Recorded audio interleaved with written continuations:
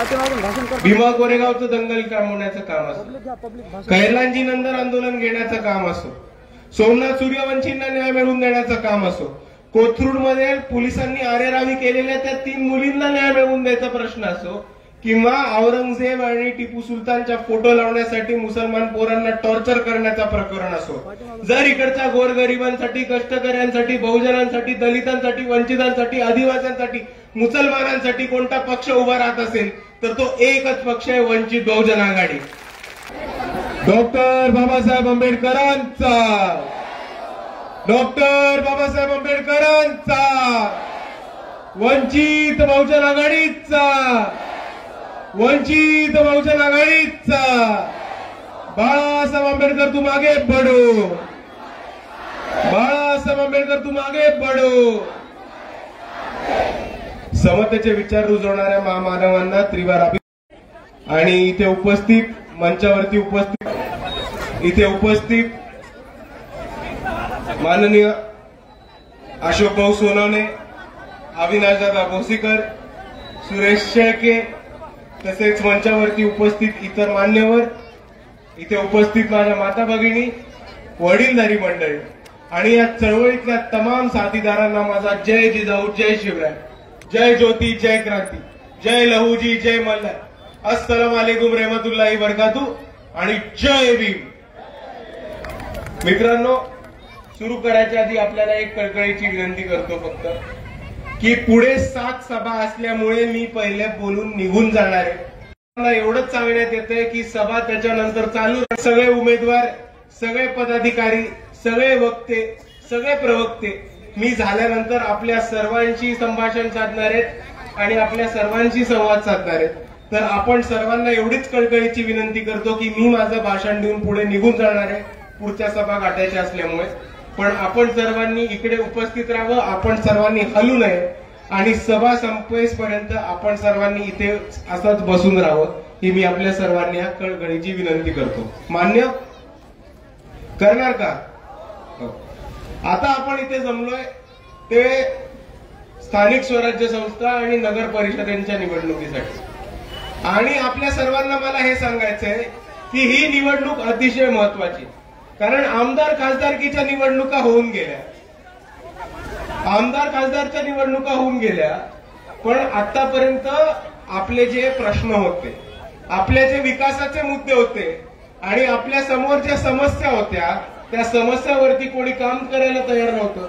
आणि आमदार झाले, खासदार झाले, या लोकांना फक्त स्वतःचे खिसे भरायचे, कॉन्ट्रॅक्ट काढून घ्यायचे, ठेके काढून घ्यायचे आणि ह्याच्यातनं अजून स्वतःच्या चेलेच्या पाटांना कॉन्ट्रॅक्ट द्यायचे आणि पैसे काढायचे.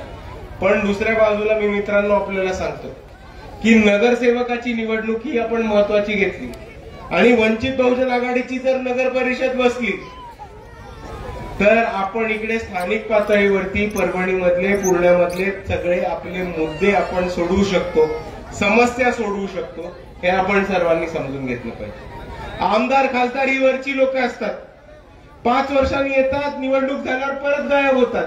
दिसतात का काला आपल्याला आमदार खासदार? आपले खासदार आपल्या पूर्ण्यामध्ये आलेले, तुम्हाला तुमच्याशी संवाद साधला होता का त्यांनी कधी? आमदारांनी केलं होतं का कधी? नाही.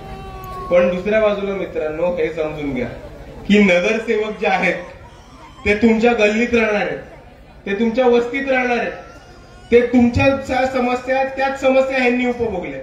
तुमच्या ज्या समस्या होत्या, तुमच्या ज्या अडचणी होत्या, त्याच अडचणींना ही लोक सामोरे गेले. आणि या अडचणीवरनं पुढे निघायचं असेल तर आपल्याला एकच उपाय, तो म्हणजे येत्या 2 तारखेला गॅस सिलेंडरचं बटन दाबून वंचित बहुजन आघाडीचे जास्तीत जास्त नगरसेवक आपल्याला निवडून द्यायचे आहेत. आणि हेच बोलत असताना मित्रांनो हे समजून घ्या की असं नाही की आपल्या शहरामध्ये, असं नाही की आपल्या पूर्ण्यामध्ये मुद्दे नाही, आपल्या बऱ्याच समस्या, आणि ह्या समस्या मी आपल्या सर्वांना सांगतो की वंचित बहुजन आघाडी पूर्णामध्ये सत्ता स्थापन करून या समस्यावरती मार्ग करू शकणार आहे हे आपण सर्वांनी समजून घ्या. आणि सर्वात पहिले मी आपल्याला हे घोषित करतो की जर वंचित बहुजन आघाडी पूर्णामध्ये सत्तेमध्ये आली तर सिद्धार्थनगरमध्ये बुद्ध विहार चालू करण्याचं काम आणि बुद्ध विहार बांधण्याचं काम ही वंचित बहुजन आघाडी नक्की करेल. बाजारपेठेमध्ये महिलांचं स्वच्छतागृह नाही, बाजारपेठेमध्ये महिलांसाठी स्वच्छतागृह बांधण्याचं काम वंचित बहुजन आघाडी नक्की इकडे करेल. इकडे मुलांसाठी बालकांसाठी खेळण्यासाठी एक पार्क नाही, हा खेळण्यासाठीचा पुण्यामध्ये पार्क सुद्धा वंचित बहुजन आघाडी नक्कीच चालू करेल. भ्रष्टाचार मुक्त नगर परिषद ही करायची असेल तर वंचित बहुजन आघाडी त्याच्यामध्ये सुद्धा आपल्या सर्वांसोबत आहे. आणि त्याचबरोबर सर्वांना शुद्ध पाण्याचा पुरवठा, प्रत्येकाच्या घराला नळ आणि नळाला दररोज स्वच्छ पिण्याचं पाणी याचा पुरवठा वंचित बहुजन आघाडी नक्कीच आपल्यासाठी करणार आहे.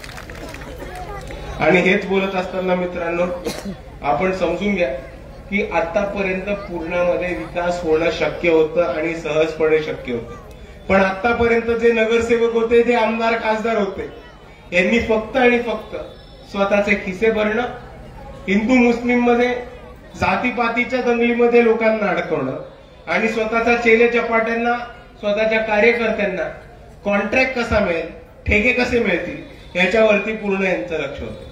पण दुसऱ्या बाजूला वंचित बहुजन आघाडीचे नगरसेवकाचे उमेदवार जे आहेत ते सगळे शिकलेले आहेत, उच्च शिक्षित आहेत आणि आपल्या सर्वांच्या मदतीसाठी नेहमीच उभे राहणार आहेत. आणि त्याहून महत्वाचे, वंचित बहुजन आघाडीचे सगळे उमेदवार हे वंचित घटकामधनं आलेले आहेत. तुमच्या ज्या समस्या आहेत त्याच त्यांच्या समस्या होत्या.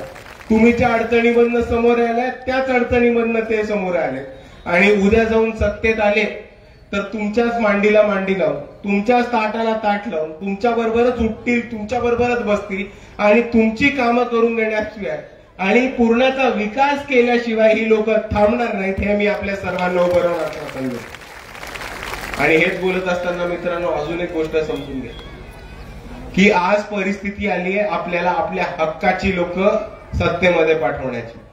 आपल्याला माहिती असेल की कोणताही मुद्दा असो, कोणताही प्रकरण असो, जर एक पक्ष आपल्यासाठी लढणारा असेल, जर एक पक्ष आपल्यासाठी उभा राहणारा असेल तर तो फक्त एकच पक्ष आहे, तो म्हणजे बाळासाहेब आंबेडकर आणि वंचित बहुजन आघाडी.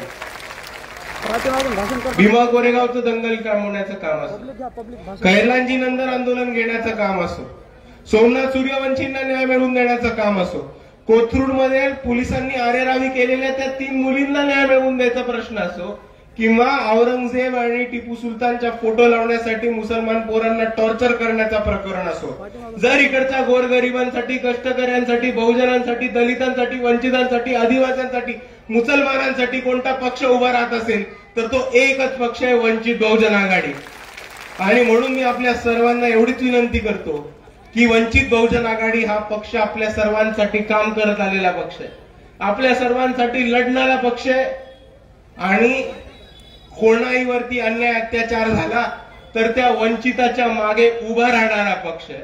आणि म्हणून मी आपल्या सर्वांना एवढीच विनंती करतो की ही जी लढणारी लोक आहेत, तुमच्यासाठी मेहनत घेणारी लोक आहेत, तुमच्यासाठी अहोरात्री धावून येणारी लोक आहेत, यांना आपण मतदानामधनं साथ द्या आणि जास्तीत जास्त मतांनी वंचित बहुजन आघाडीच्या लोकांना निवडून आणा, एवढी मी आपल्याला कळकळीची विनंती करतो. आता वंचित बहुजन आघाडीकडनं नगराध्यक्ष पदासाठी आम्रपालीताई जोंधळे या उभ्या आहेत. तसेच प्रभाग क्रमांक 4 मधनं सुनीलदादा गायकवाड आणि निर्मलताई पांडुरंग या उभ्या आहेत. प्रभाग क्रमांक 5 मधनं राहुल गबाले दादा आणि तसंच सय्यद अहमद आदी ताई उभ्या आहेत. तसंच प्रभाग क्रमांक 9 मधनं लक्ष्मी गायकवाड ताई उभ्या आहेत आणि विद्या गायकवाड ताई उभ्या आहेत. प्रभाग क्रमांक 10 मधनं जया बाळासाहेब कांबळे ताई उभ्या आहेत. प्रभाग क्रमांक 11 मधनं सुजाता वाघमारे ताई उभ्या आहेत आणि तसंच प्रभाग क्रमांक 11 मधनं मालनबाई सूर्यवंशी या उभ्या आहेत. या सर्वांची निशाणी काय? यांची निशाणी काय? यांची निशाणी काय?